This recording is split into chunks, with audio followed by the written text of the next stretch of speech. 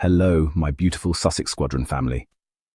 Gather close because today's topic is one of those you can't make this up royal soap operas. The kind that makes you shake your head, laugh, and wonder if some people in that gilded palace ever stop to look in the mirror. Every time Harry and Meghan Sussex, or as we call her here, Meghan Sussex, achieve something remarkable, it's like clockwork. The UK media go into full-blown panic mode and immediately start spinning a familiar, tired narrative. Suddenly, it's Prince William needs Prince Harry to support him. Prince Harry must help his brother do this. Prince Harry should return to stand by the heir. And I sit there sipping my tea, thinking, wait a second. William has had what? 40? No, actually 41 years, a whole lifetime, to prepare for this role as future king. 41 years to learn, to practice, to develop leadership skills, to build a sense of duty. And yet the same people who spent years pushing Harry out now want him back because William apparently can't manage on his own.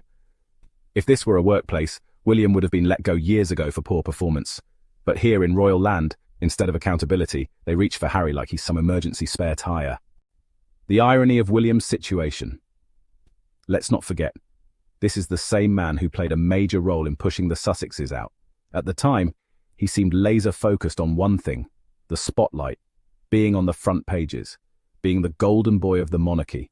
But what he didn't think about was the actual work part of being a royal, the leadership, the dedication, the connection with the public. Fast forward to today and you can almost smell the regret in the air. Except it's too late. While Harry and Meghan Sussex are shining in California, building a life on their own terms, William is, well, standing still. No clear direction except trying, unsuccessfully, to outshine his younger brother. But he'll never catch up. Why? Because Harry has something William can't manufacture. Genuine charisma, emotional intelligence, and a work ethic that goes beyond posing for a few photo ops. Yesterday, the big news dropped. Harry and Meghan Sussex's Netflix deal has been extended, sending shockwaves through both Hollywood and royal circles. This is a massive win for them, further proving that their brand, their unique style of storytelling, and the projects they choose to champion have real staying power. Their ability to captivate audiences, both in the US and around the world, is undeniable. The couple's journey from royal life to media moguls continues to fascinate millions. And right on cue, today, the People magazine cover rolls out with the headline, Diana's sons divided 20 years after her death. The timing couldn't be more pointed, as the world's attention is once again drawn to the brothers. The caption reads, "One brother is preparing to be king, the other has stepped away to protect his peace." It's a stark contrast, highlighting the very different paths they've chosen. Prince William and Prince Harry remain devoted to their mother, yet are painfully estranged from each other, a rift that seems to deepen with every headline. The magazine even used a touching photo of Diana with her sons, a picture clearly designed to pull at heartstrings and remind everyone of what's been lost. But behind that nostalgic image is a story of jealousy, rivalry, and the pressures of living in the public eye.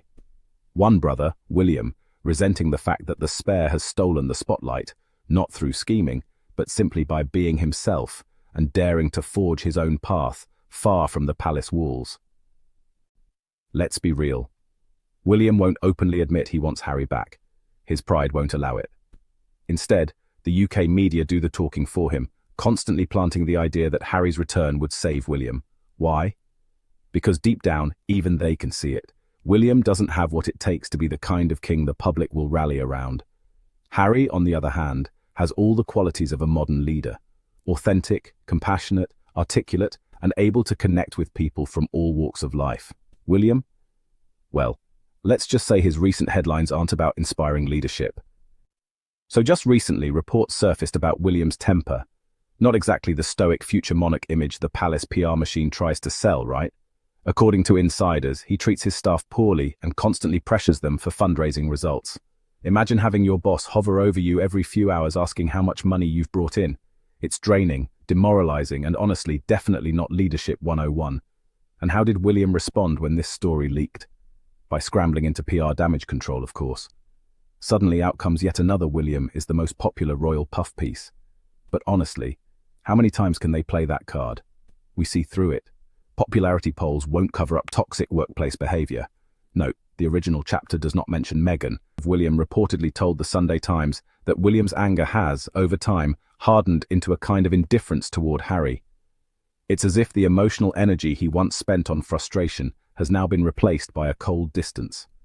In other words, he's putting on a front, pretending not to care, because deep down he knows he can't control Harry's choices or actions anymore.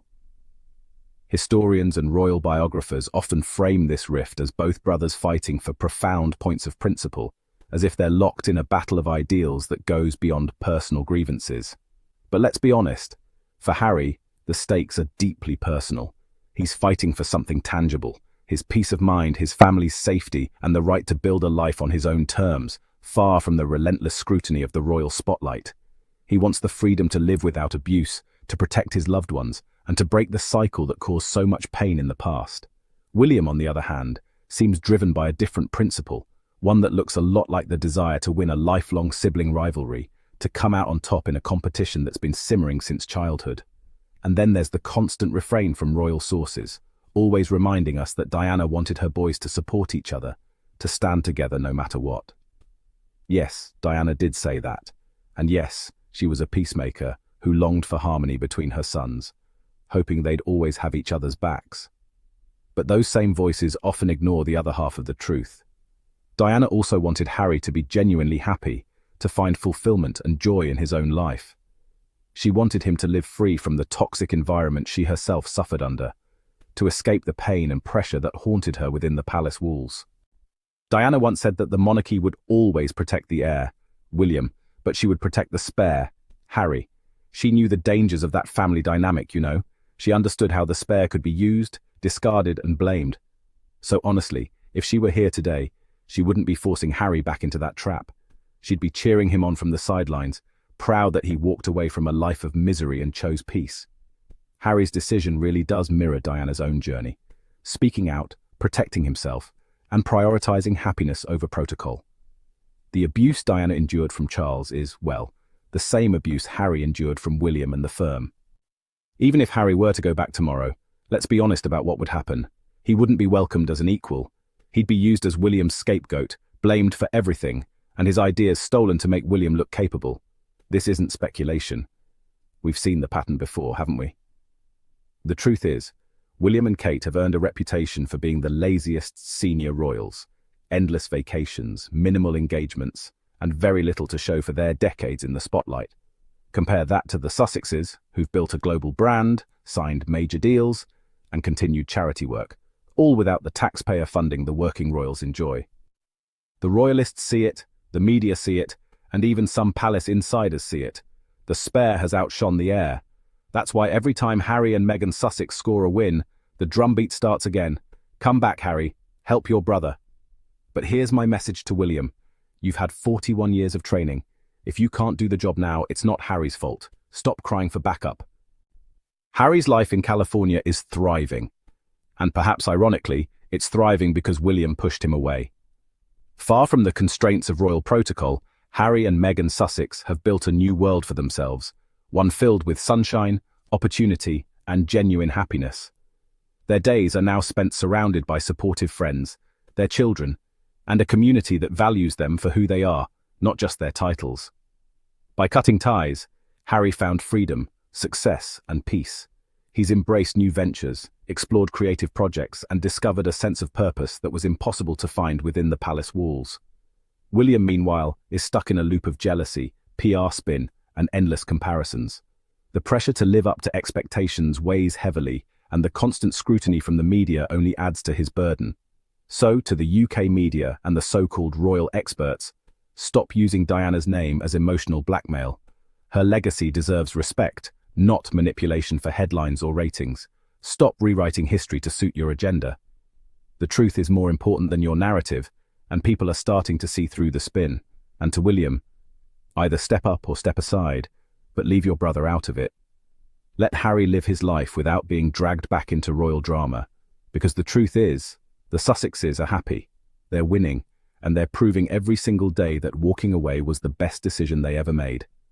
Their joy, resilience, and success speak louder than any tabloid headline or royal rumor.